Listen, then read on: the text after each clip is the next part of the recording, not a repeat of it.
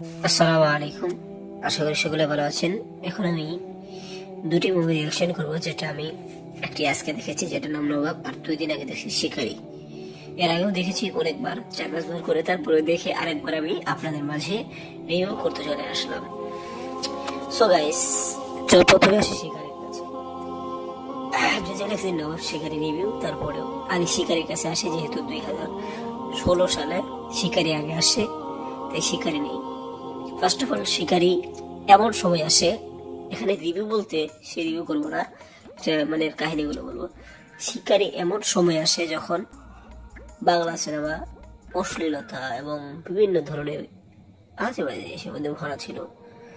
তো সে সময় camera angle, digital camera, digital action কিছুই ছিল না। সে সময় ছিল সাদা মাটা কাভাকাফি আর কি, বৃষ্টি বৃষ্টি এরকম, যে হয় যে টিভির মধ্যে দেখছেন না, গোলা গোলা, দেখতে তেমন মজা আসে নাই। তো সবকিছু পাল্টে ফেলে 2016 সালে শিকারি আসে, যেটা বক্স অফিসে খুব টান্ডব দেখায়। এখানে সে সময় হিসেবে একটি দুর্দান্ত মুভি ছিল, যেটা এখনো মানুষ হয়। এ সময়ের জন্য এই মুভিটা চলে। এরকমই মুভি চাই আমরা, যেটা এখন থেকে 20 বছর পরে, 30 বছর পরে যাতে মনে করে চলসই। এখন আসি নবাবের কাছে।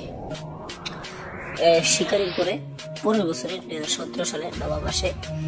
নবাব যৌথ এটাও নির্মিত।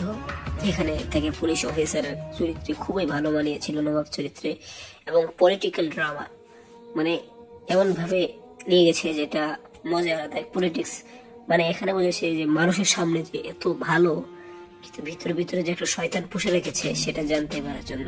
আর পলিটিক্স যে কি সেটা এখানে বোঝাই। আমি খরচ মুখার্জির কথা বলছি, তাকে মানুষের সামনে ভালো থাকে মানে তেমন কত কি, কিন্তু আসলে বুঝেন নাই।